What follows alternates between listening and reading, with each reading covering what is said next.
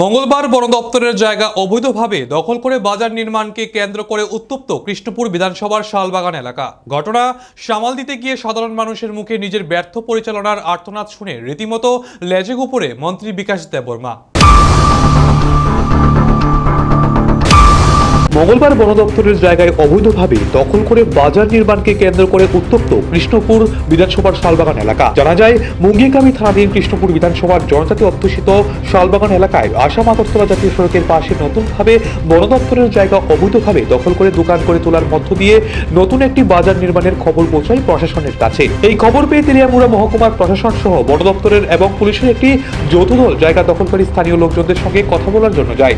যেহেতু আগামী কিছুদিনের মধ্যে আসাম আগরতলা জাতীয় সড়ক প্রশস্ত করার কাজ শুরু হবে, তাই এখন জাতীয় সড়কের পাশে জায়গা দখল করে নতুনভাবে বাজার না নির্মাণ করতে আবেদন করা হয় দখলকারী স্থানীয় লোকজনদের নিকট। এছাড়া প্রশাসনের পক্ষ থেকে এটাও আশ্বাস দেওয়া হয় যে প্রশাসনিক সহযোগিতায় আগামী দিন তাদের ব্যবসা করার জন্য স্থান প্রদান করা হবে। অন্যদিকে এই ঘটনার খবর যায় কৃষ্ণপুর বিধানসভা কেন্দ্রের বিধায়ক তথা রাজ্যের মন্ত্রী বিকাশ দেববর্মার নিকট। খবর পেয়ে মন্ত্রীবাবু স্থানীয়দের সঙ্গে কথা বলে বিষয়টির সুরাহা করে নিজেই কৃতিত্ব নিতে তোড়ঘড়ি ছুটে যায় শালবাগান এলাকায়। ঘটনাস্থলে মন্ত্রী উপস্থিত হতেই পরিস্থিতি ধীরে ধীরে উত্তপ্ত হয়ে ওঠে এবং মন্ত্রীর উপর ক্ষোভ ফেটে পড়েন এলাকার জনজাতি অংশের মানুষজন। মন্ত্রীর সামনে গণদেবতারা বঞ্চনার আর্তনাদ শুরু করে।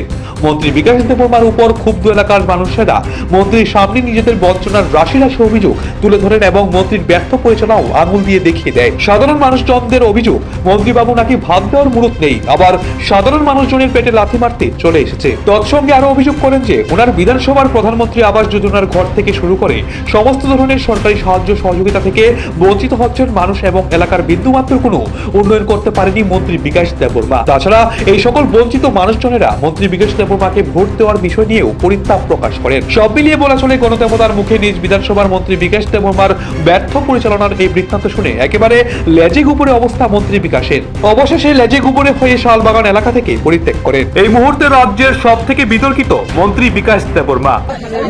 আমরা সমস্যা আছে স্যার, আমার বাচ্চার সব কিছু আছে, পড়া লাগে হোস্টেলে, আমরা বাচ্চারা টাকা পয়সা নাই, কেন সরল লাগবো বাচ্চা কত দূরে দূরে 30 টাকা 40-50 টাকা লয় আমরা গাড়ি ভাড়া দিয়ে বাচ্চা পড়াতে যাওয়ার লাগে। গাড়ি ভাড়া যদি জায়গা তাহলে আমরা ফেট কিনা খাবো, আমরা তো ফেট আছে। হ্যাঁ, আমরা আমরা আশা করি না, আমরা না খাই থাকতে পারতাম না, বাচ্চাও আমরা উন্নতি করলাম। আজকে তো এনে থাকবো, আমরা এনই দোকান দেবো আর এন থেকে কোনো খানা যাইতাম না। আপনার মন্ত্রী যে এখন আইলো, কি কইছে মন্ত্রী? তারা কইছে কইরা দিব, কিন্তু তারা কবে কইরা দিব? তারা যদি কইরা দিব তাহলে আমরা কত কত মাসের মধ্যে কত দিনের মধ্যে কইরা দিব, মার্কেট খানা দিব কিডা কোন। আপনার এলাকাতে এই মন্ত্রীর এলাকাতে আপনারা মানে এই মন্ত্রীর সময়কালে এলাকার উন্নয়ন হয়েছে নি? এলাকার কোন উন্নয়ন হয়েছে নি?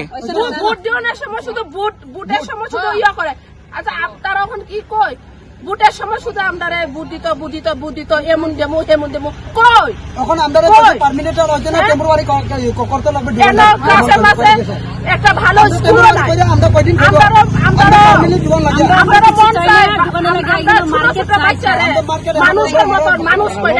মানুষের মতো মানুষ করে, আমরা তারার মতো নই।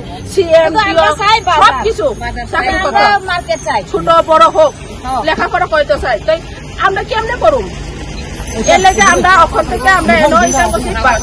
মানে আপনারা রুজি রোজগারের তাগিদে এখানে ব্যবসা করবেন, আপনারা কর্ম আর জনমের যতক্ষণ পর্যন্ত আমরা না মরি না ততক্ষণ পর্যন্ত আমরা কর্ম বাস। এখন প্রশাসন আপনারা কি কইছে? আমরা সবাই সব মিলে করছি। নিজস্ব প্রতিনিধি রিপোর্ট, এশিয়ান টাইমস।